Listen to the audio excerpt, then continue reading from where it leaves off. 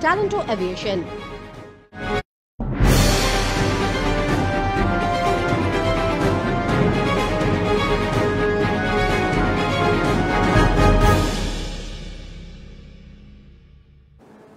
নমস্কার, আরোহী নিউজে আপনাদের সকলকে স্বাগত। সঙ্গে রয়েছে আমি টুমকি। আর শুরুতে যে খবরের দিকে নজর রাখবো, বিজেপি কর্মীকে খুনের প্রতিবাদ, তার জেরেই আজ 12 ঘন্টার বন্ধ কোচবিহারের তুফানগঞ্জে। আজ সকাল থেকেই এলাকা থমথমে ছিল এবং দোকানপাটও ছিল বন্ধ। বন্ধ সমর্থনকারীদের হঠাৎ লাঠিচার্জ করেছে পুলিশ। বুধবার বিকেল থেকেই বিজেপি কর্মী খুনের ঘটনায় উত্তপ্ত হয়ে পড়েছিল তুফানগঞ্জের নাককাটি গাছ সংলগ্ন এলাকা। এরপরই এদিন বিকেলে তুফানগঞ্জের পূর্ব শিকারপুর বিজেপি কর্মীর মৃতদেহ নিয়ে 31 নম্বর জাতীয় সড়ক অবরোধ করে বিক্ষোভ দেখায় বিজেপি কর্মী সমর্থকেরা। তাদের এই বিক্ষোভে সামিল হন কোচবিহার জেলা বিজেপি সভানেত্রী মালতী রাভা রায়। আজ 12 ঘন্টা তুফানগঞ্জ বন্ধের ডাক দেন জেলা সভানেত্রী। বন্ধ রুখতে মোতায়েন করা হয়েছে পুলিশ বাহিনী।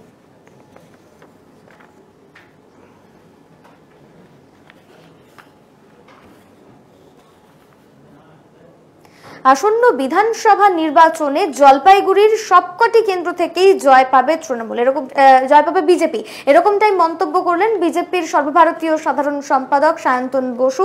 আর জলপাইগুড়ি শহরের দান্ডাপাড়া এলাকায় চায় পে চর্চা অনুষ্ঠানে যোগ দিয়েছিলেন তিনি এবং তিনি বলেন, তুফানগঞ্জে বিজেপির এক বুথ সভাপতিকে পিটিয়ে হত্যা করেছে তৃণমূল। এর প্রতিবাদে আজ বিজেপির ডাকা 12 ঘন্টার বন্ধ পালিত হচ্ছে কোচবিহারের তুফানগঞ্জে। বন্ধ সর্বাত্মক হয়েছে বলে জানান সায়ন্তন বসু। আর চায় পে চর্চা অনুষ্ঠানে উপস্থিত হয়ে সায়ন্তন বসু, জেলা বিজেপি সভাপতি বাপি গোস্বামী, বিজেপি নেতা দীপেন প্রামাণিক, যুব মোর্চার জেলা সভাপতি পলেন ঘোষ সহ স্থানীয় নেতা কর্মীরা। আজ বন্ধ আছে তুফানগঞ্জে 12 ঘন্টার বন্ধ সর্বাত্মক হচ্ছে। আমার কাছে যা খবর আছে, দীপেন দাও বললেন 12 ঘন্টার তুফানগঞ্জ বন্ধ আজকে ডাক দেওয়া হয়েছে এই হত্যালীলার প্রতিবাদে। নজির হচ্ছে ঘটনাগুলো, আর কত বন্ধ আমরা ডাকবো, কিন্তু আমরা বেদনার সাথে বাধ্য হয়ে বন্ধ রেখেছি। বন্ধ সর্বাত্মক উচিত বলবেন। আজকে এই আপনাদের এই চর্চাতে কতটা ইয়ে হলো? কিন্তু স্বাভাবিক কথাবার্তা, আমরা তো আজকে বৈঠক কিছু করছি না। বৈঠক হলে আর সাংবাদিকদের সামনে করবো কেন?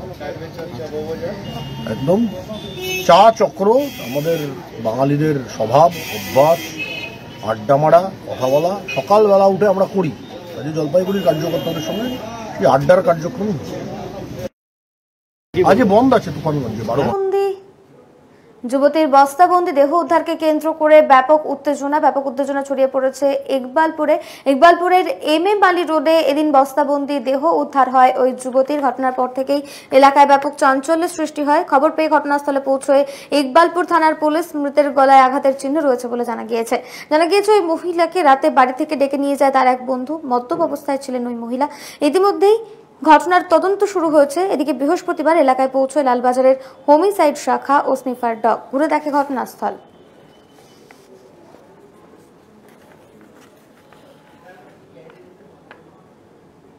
ব্যক্তির দেহ দীর্ঘদিন ধরে আঁকড়ে রইল তার স্বামী এবং তার স্ত্রী এবং মেয়ে। যেরকমটা জানা গিয়েছে, তারা দুজনেই মানসিক ভারসাম্যহীন। আসানসোলের সালানপুরের পিঠা কেয়ারি এলাকার এই ঘটনা।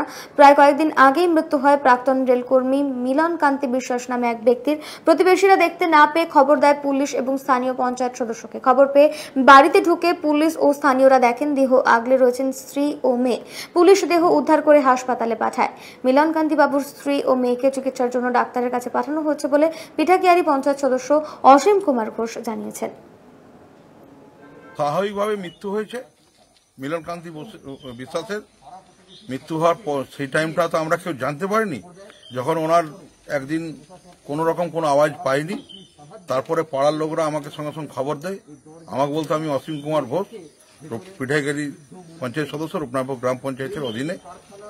আমি সঙ্গে সঙ্গে এসে এলাকার সমস্ত লোকজনকে সঙ্গে নিয়ে, পাড়াপতির সঙ্গে নিয়ে, প্রশাসনকে সঙ্গে নিয়ে আমরা মৃতদেহ এবং ওই দুটি যে পাগল ছিল মানসিক ভারসাম্যহীন, ওদেরকে আমরা পাঠাবার ব্যবস্থা করলাম পুরুলিয়া। আর যেটা মারা গেলেন মিলন কান্তি বিশ্বাস মহাশয়, ওনাকে শেষ কাজ আমরাই করিয়েছি। কুপ্রস্তাবে রাজি না হওয়ায় হুমকি, থানায় অভিযোগ জানালে স্বামীকে বেধড়ক মারধর করার অভিযোগ। এই ঘটনার জেরে ব্যাপক উত্তেজনা সৃষ্টি হয়েছে বর্ধমানের কালনার মন্তেশ্বরের কুলে গ্রামে। অভিযোগ, কালীপুজোর দিন গৃহবধূর হাত ধরে টানাটানি করে এলাকায় তৃণমূল কর্মী হিসেবে পরিচিত তোতা শেখ। সেই সময় গৃহবধূকে কুপ্রস্তাব দেয় অভিযুক্ত। এরপরেই মন্তেশ্বর থানায় তোতা শেখের নামে লিখিত অভিযোগ দায়ের করে ওই গৃহবধূর পরিবার। তার জেরেই গৃহবধূর স্বামীকে পার্টি অফিসে ডেকে নিয়ে গিয়ে ব্যাপক মারধর করা হয় বলে অভিযোগ। জ্ঞানহীন অবস্থায় রাস্তায় ফেলে দেওয়া হয়। পরে তাকে উদ্ধার করে কালনা সুপার স্পেশালিটি হাসপাতালে ভর্তি করে স্থানীয় বাসিন্দারা। যদিও এই ঘটনায় এখনো পর্যন্ত কাউকে গ্রেফতার করেনি পুলিশ। মাঠ থেকে এসেছি, আমি আমার স্ত্রী দুটো খেতে খেতে দিয়েছে, দুটো খেতে বসবো, আর সেই সময় আমরা সব এবার ছেলেগুলো সব অনেক কটা ছেলে চ্যাংদোলা করে ধরে বাইকে গিয়ে আমাকে বসালো, বাইকে বসিয়ে ওইখানে অনেক কবার মারলো। কি দিয়ে মেরেছিল? ওইখানে মেরে দিয়েছিল, আমাকে হাতে করে লাথি করে মেরেছিল।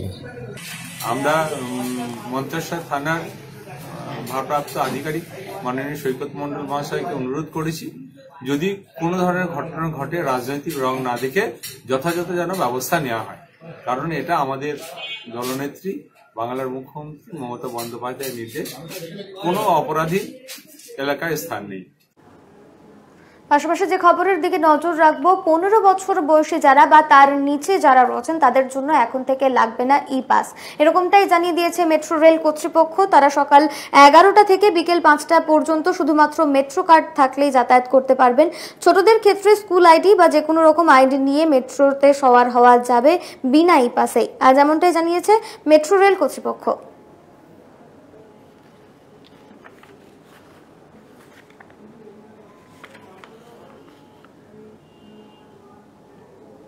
ইন্দিরা গান্ধীর আজ 103তম জন্মদিবস। তাই তার জন্মদিনে রামপুরহাট জেলা কংগ্রেসের পক্ষ থেকে তাকে শ্রদ্ধা নিবেদন করা হলো। এদিন স্থানীয় পাঁচমাথা মোড়ে ইন্দিরা গান্ধীর ছবিতে মাল্যদান এবং পুষ্পস্তবক দিয়ে তার জন্মদিন পালন করা হয়।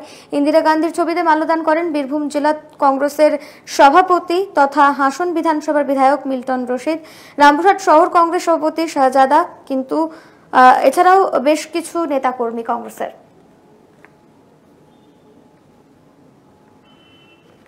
আজকে আমাদের প্রয়াত প্রধানমন্ত্রী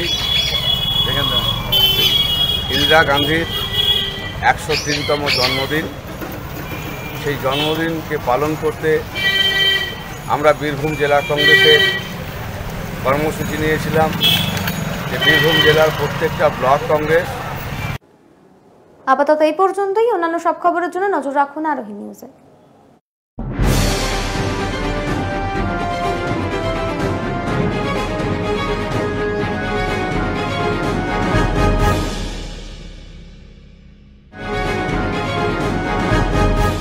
নিউজ এই মুহূর্তে নিবেদন করলেন ট্যালেন্টো এভিয়েশন।